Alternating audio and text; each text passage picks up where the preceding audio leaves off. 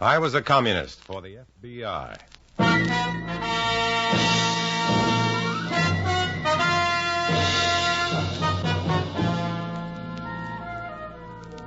Starring Dana Andrews in an exciting tale of danger and espionage. I was a communist for the FBI.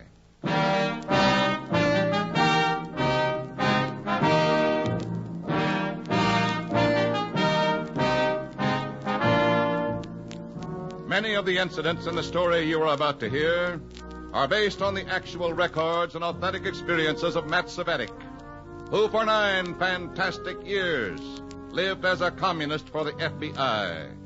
Here is our star, Dana Andrews, as Matt Cvetic. For 9 years, I lived on the brink of a volcano called communism. A volcano which is centered in Soviet Russia, but which is erupting all over the world. Through fissures in the social structure, the lava of communism has eaten its way until it has engulfed whole countries and subcontinents, burying freedom and the dignity of men as deep as Vesuvius buried Pompeii. That's the future the communists plan for free men everywhere, mister. So take warning from my story. It's the story of communism. In a moment, listen to Dana Andrews as Matt Cvetic, Undercover Man.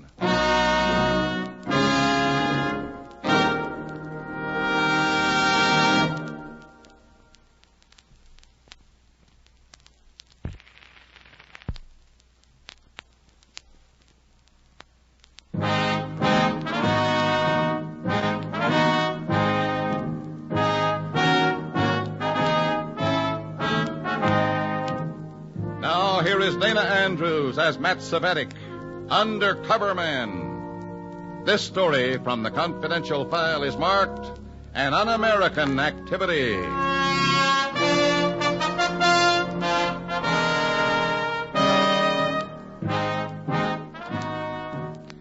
When the Politburo of the American Communist Party ordered my district leader to report to them in New York, I was instructed to take over his duties. That was a week ago, and I've heard nothing more from either the Politburo or my district leader. I don't like it, because the closer you get to the top of the Red Organization, the closer you're watched. And I know there's always a chance that I'd make a slip that could be fatal. I'm in my room, assembling some new special study party literature and extracting copies for the FBI, when my phone rings. Hello? I'm calling from number 4. Yeah? You're wanted here immediately.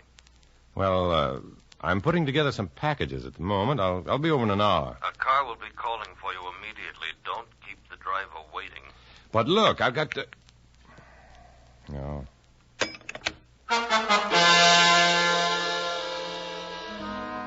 I don't like that kind of phone call. It may mean nothing at all. Then again, when you're a communist for the FBI, it may mean something very important. Number 4 is a red meeting place used only in party emergencies. And this, obviously, is an emergency.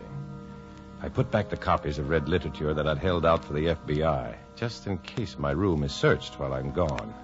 And go out to wait for the car that's to call for me. But there's no waiting. The car's at the curb when I walk out of the building. And the driver swings open the door. As I walk up to the car, he says... You Cvetic? Yes? Get in. What's up? We're late. Hang on.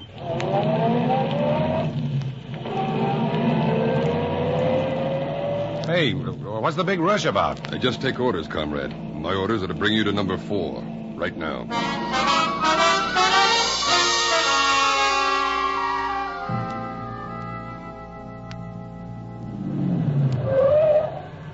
This is number 4. I've been here. Well, get out. They're waiting for you. And I have another job to do. Thanks. You're certainly never going to get into trouble for talking too much. All of our comrades had that driver's discretion. This meeting would not be necessary. I don't believe I've ever seen you before. Possibly not, but you'll know me well before the matter is finished. I'll get inside quickly, comrade. The enemy may have spies watching this place.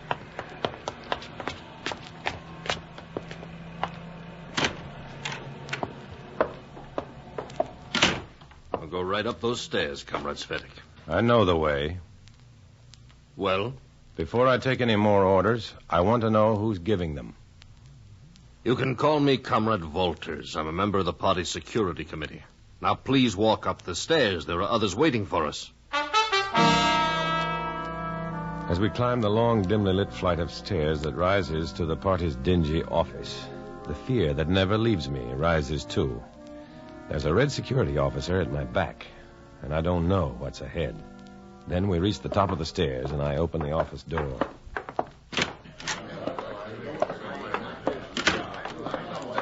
Quiet. Now that Comrade Svedik has arrived, we'll get down to business. I've been sent here to warn you and to help direct your fight against one of communism's worst enemies. The Washington Committee is preparing to subject this area to one of its degrading public circuses. One of our comrades has secured a list of those who will be subpoenaed, including the names of those rats who've actually volunteered to serve the persecution as friendly witnesses. This meeting is to determine what action we should take against these swine. The Reds' reaction to Comrade Volter's announcement is so violent that I wish every fellow traveler and parlor pink in the country could hear it. They hate the committee, of course, but their hatred for friendly witnesses is much deeper. They'd like to give them the sort of red justice that has purged thousands of innocents in the communist homeland and its satellites. We ought to give them a trial, then hang them. Well, the thought is admirable, comrade, but not practical. We could beat them until they were afraid to talk to the committee. The next suggestion was for a series of accidents to befall the deserting comrades. A speeding car on a dark night, a fall from a high building, all the impossible-to-prove murder methods that have ever been used before. It was an idea that appealed to this group of scared and frustrated Reds, and I knew I had to sidetrack them right then. I'm no hero, and I didn't want to buck that mob. But some of the friendly witnesses are people who've made a mistake, and they want to correct it. People on our side now who've seen the Red side, and they don't like it. It was my job to protect those people, no matter how scared I was. So I stepped up and opened my big mouth. Well, Comrade Volters! Comrade Volters. Yes, Comrade Svedik? I'd like the floor for a minute. You have it? Okay. In the first place, I want all the comrades to know that I hate these rats who are willing to become friendly witnesses. However, any action against these people before they testify would reveal that we have a source of information close to the committee. Quiet! Just what would you do about these traitors, Comrade Svedik? Well, before the subpoenas are issued, I'd talk to them. How do you talk to a rat? Some of us would remind them of the party's purposes. Others would talk about a member's obligations. And if that fails, Comrade? Well, if that fails, Comrade Volters, after the subpoenas are issued, is time enough for coercion. But still no violence? No. The threat of violence is enough if it's accompanied by a smear campaign and phone calls every 15 minutes, day and night. Besides, right now, we should spend our time and energy preparing our campaign against the real enemy, the committee. Do you have any suggestions concerning that, Comrade Svedik? Yes, if you'd like to hear them. We would. Well, my suggestion is to organize every group in the city in which any of our comrades are members into public opposition to the committee and its persecution. You mean labor unions, industrial councils, business organizations, and so forth? Yes, with paid ads in all the papers denouncing the committee and its unconstitutional violation of the Bill of Rights. You're talking like an idiot, sir. I'm talking as acting district leader, and I'm telling you how to organize public opinion against the committee. Force them to stop their vicious harassment of party members. Now, Svedik, you know that we don't have enough party members in any labor union, any industrial council, any organization in this city to force any one of those groups to pay for ads attacking the committee. Don't be naive, Comrade Volters. These organizations won't know anything about the ads they're supposed to be sponsoring until they've read them in the papers. We'll place the ads, and we'll pay for them. The organizations will disclaim them. It won't do any good, because the ads will be signed by comrades as members of the various organizations. Individuals. Obviously. And like most people, Comrade Volters, you don't read the small "and up" in advertisements.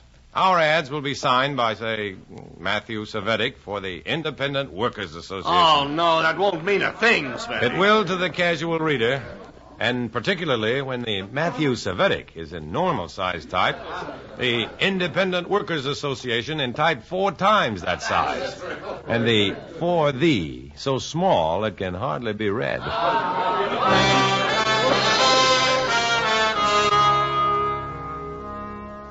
With the Reds' enthusiastic acceptance of my plan for attacking the committee, I was also able to wangle an agreement to try my suggestion for dealing with the friendly witnesses. Then the meeting broke up, and I hurried to make my report to the FBI.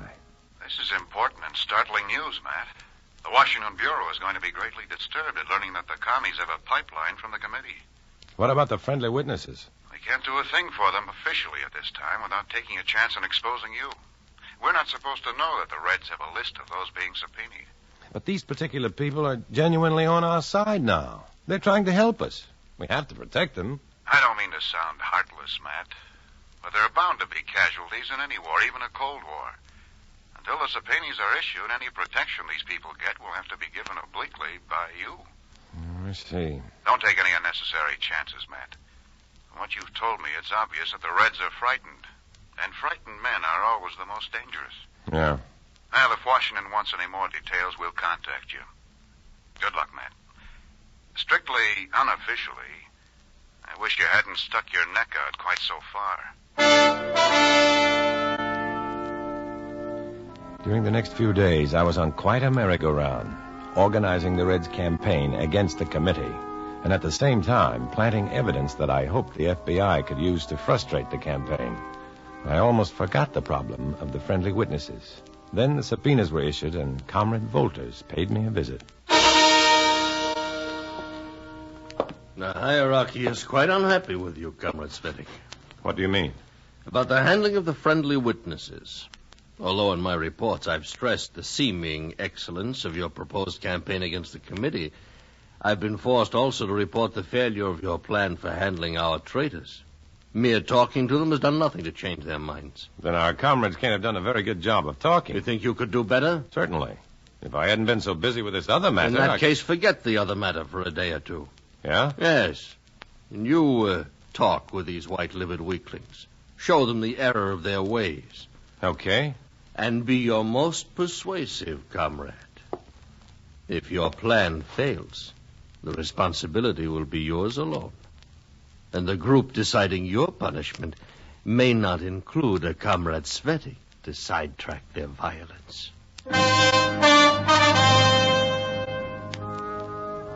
The responsibility will be yours alone. Volters is right. No matter what happens, the responsibility is mine alone. If the friendly witnesses wilt under pressure, I'll feel responsible to the American people. If they don't wilt, if they testify against the communists, I'll be the guy held responsible. I'll be the guy who pays.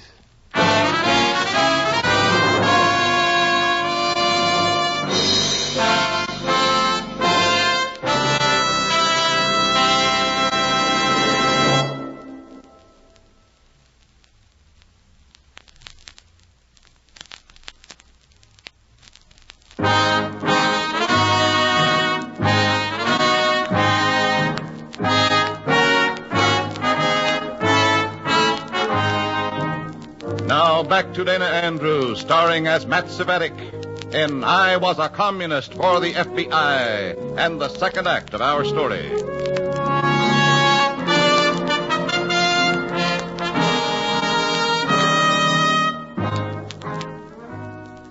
Or else, there's no other interpretation of Comrade Volter's orders for me to talk to the deserting comrades and dissuade them from appearing before the committee as friendly witnesses. As soon as I feel it's safe to leave, I go out to a phone booth and call the FBI.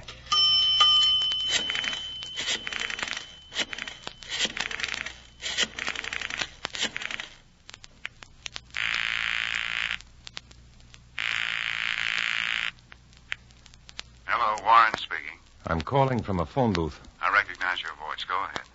Now that the subpoenas have been served, the heat is on. On you? Yes, and I'm supposed to transfer it to our friends. We can help now. How? By giving our friends a little vacation before you reach them. I'm supposed to get to them immediately. Give us half an hour before you try to see any of them. Then go through the list of friends alphabetically. We can't prove anything against you if you can't find anyone to talk to. I hope that's the right answer. It has to be. We can't take a chance on one of the witnesses identifying you as the goon who put the heat on him. Okay. Anything more? Yeah. One of our men spotted a couple of security committee goons getting off a plane about 20 minutes ago. Watch your step. Thanks. Thanks a lot. I wait a half an hour before trying to reach the first of the friendly witnesses Volters has ordered me to pressure. But my FBI contact has made good on his promise. When I return to Comrade Volters at number 4, I'm forced to report that all of those party traitors have been taken into protective custody. I don't envy you your position, Comrade Svitek. It was you who persuaded the group to delay punishing these rats. Yes, but to protect the party. Protecting the party is the business of the security committee. I'll explain the situation to the security committee if they want to talk to me. They do. In fact, 2 of the comrades arrived in town just a short time ago. For your sake, I hope your campaign against the committee is more successful than your suggestion for handling rats. For the next few days, we're all too busy making last-minute preparations for the committee hearings for Volters or his 2 goons to give me any trouble. They're hanging around, of course, but the local comrades, swallowing their own propaganda, are so confident of chasing the committee right out of town that the goons adopt an attitude of wait and see. The night before the first day of the hearing, the entire group meets at number 4 for a final report and briefing. Quiet, please. Now, tomorrow, comrades, in the hearing room of the Washington Committee, we will fight the battle for freedom. Tonight and tomorrow morning, every newspaper in the city will carry pages of ads denouncing the committee and its flagrant violations of the Bill of Rights. Outside the building, protesting working men and women will picket the hearings. Comrade Volters! Yes, Comrade Mercer. I'd like to make certain that all comrades who've been designated to picket as working mothers make arrangements to borrow their babies for the duration of the hearing. Very good. Comrade Volters, Comrade Ryan. I would like to remind the war veteran who is under subpoena to wear his combat medals to the hearings and to throw them at the committee's feet when he's called upon to testify.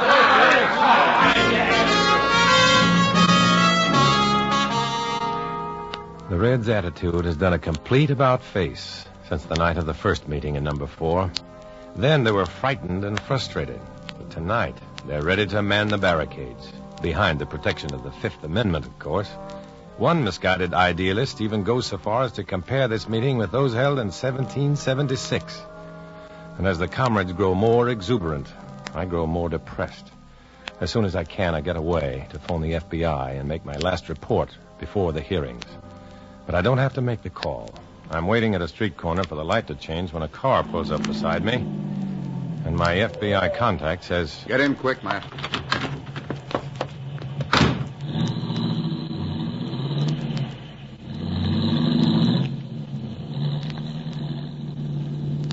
Okay, Matt. We ought to be safe now. Let's have the final rundown. It doesn't look good. For our side or for you? For either. Well, let's have it. The Reds are really organized this time. Everything from babes in arms among the pickets to veterans with war medals among the witnesses. What's their attitude? Confident. Those scheduled to appear before the committee tomorrow are going through last-minute rehearsals with their lawyers. The picket chairmen are making a final check of their groups. Volters and the goon squad are still at number 4. Are they anticipating any violence? I haven't heard of it if they are. Say, drive me back near number 4 and drop me. Okay, why? I want to have a talk with Volters about violence. I have an idea that may save my neck.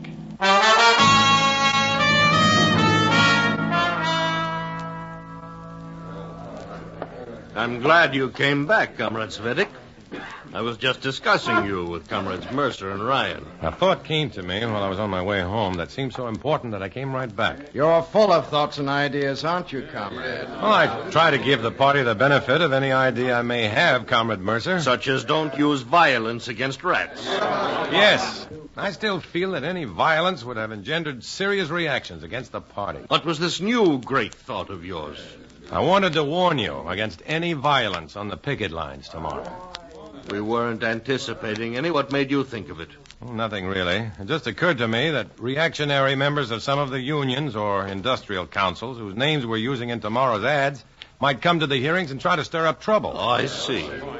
And you want to urge us against using violence? I'll go further than that. As acting district leader, I absolutely forbid it. What? You are forbidding me to use my own judgment? The party cannot... The party is no place for anyone with a yellow streak up his back, Comrade Svetting. If anyone gives us trouble tomorrow, we're going to fight back. Maybe if we crack a few heads, we'll make some red-blooded converts.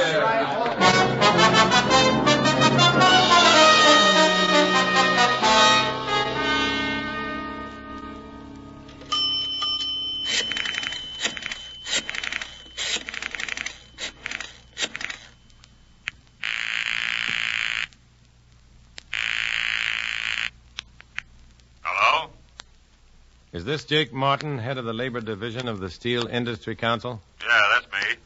I just called to tell you that there's an ad in tomorrow morning's paper which gives the impression that the Steel Industry Council is supporting the communists in their attacks on the committee. There's a what? There are other ads purporting to show that many of the labor unions are also behind the Reds in their fight against the committee. Trying to tie labor into their filthy work, huh? Do you know where we can find these people who are responsible? Well, Mr. Martin, a lot of them will be picketing the Chambers building. That's where the committee is holding its hearings. The next morning, the comrades are jubilant. Living on a strict diet of propaganda, they're the world's greatest suckers for the printed lie. They've all read the ads in the papers, and even though they know how the ads were inserted, they've kidded themselves into believing that the city's entire populace is rising behind them to drive the committee into hiding. Up in the committee room, the friendly witnesses are giving damning evidence against the party and various party members. But down on the street, the pickets are proudly carrying their signs, too blinded to realize that the expression in the eyes of the average passing American is a mixture of growing hatred and contempt. I'm standing off at one side watching the scene when I see a group of shirt-sleeved working men approach, led by a man I know as Jake Martin, the Steel Industry Council labor leader. I walk over to where, hidden from the Reds, I can be handy when Jake wants to ask a question. My timing is good. Who's running this red parade? I don't know for sure, but they seem to be taking orders from that big fellow over there, by the statue. The one with the two thugs standing in back of him? Yeah, that's the man. I think they call him Comrade Volters. Comrade, huh? Come on, boys. We'll teach these skunks to use the name of labor for their dirty propaganda. You boys bust up the picket line. But leave that Comrade Volters to me. Now, let's go! Let's go!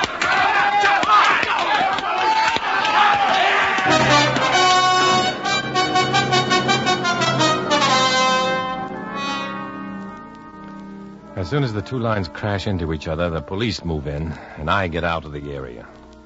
There aren't many comrades present at number 4 that night, and of those who are there, I'm the only one without a bandage, which doesn't please Comrade Volters at all. Where were you when the fighting was going on, Comrade Svetting? Phoning headquarters in New York. Phoning? To report that despite my warnings, despite my absolute order, you had deliberately engaged in street fighting. You reported that? Direct to headquarters. Oh, you sniv... I'll teach you to run to headquarters. Sit down before I knock you down. It won't hurt the party any if I get violent with you. Now listen. You listen. Now look. I didn't start anything. First I knew about a street fight was when that guy came up and hung one of my jaw. You threatened to use violence last night, Comrade Volters. I reported that, too, together with the fact that you've played right into the hands of the committee, giving them valuable propaganda to use against the party. Well, You're to report to the Central Committee in New York tomorrow morning. No, I'm not going back. It'd be suicide. I wouldn't be surprised, comrade. It's a pity, too. It's such an un-American activity.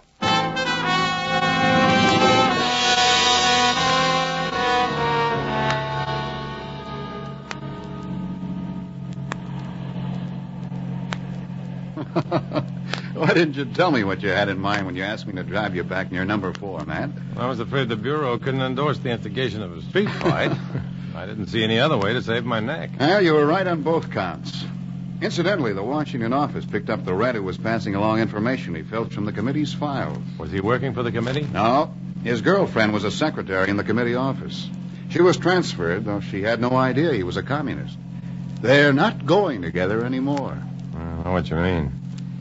I had a girl once, but not anymore. I guess that's part of being a communist for the FBI.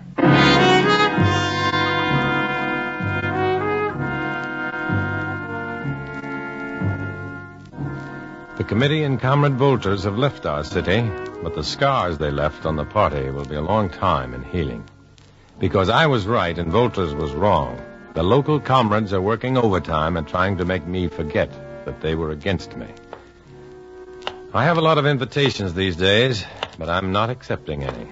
The people I'd like to be with, plain, average, everyday Americans, want no part of me. And I want no part of the Reds, except as a communist for the FBI. So, I choose to walk alone.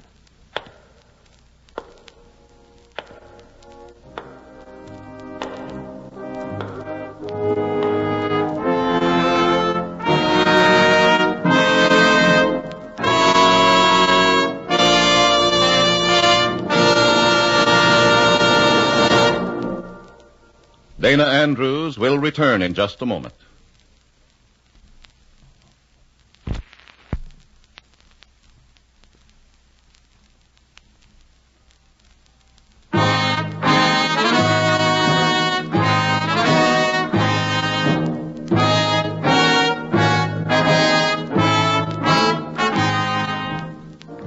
This is Dana Andrews. The struggle between freedom and communism affects your life every day, directly or indirectly, through battle tolls or taxes. It's a struggle you can't afford to lose. Although to protect innocent persons, the names, dates, and places are fictitious, the danger they warn against is very real. Next week, we'll bring you another strange adventure based on the fantastic experiences of Matt Cvetic. Join us, won't you?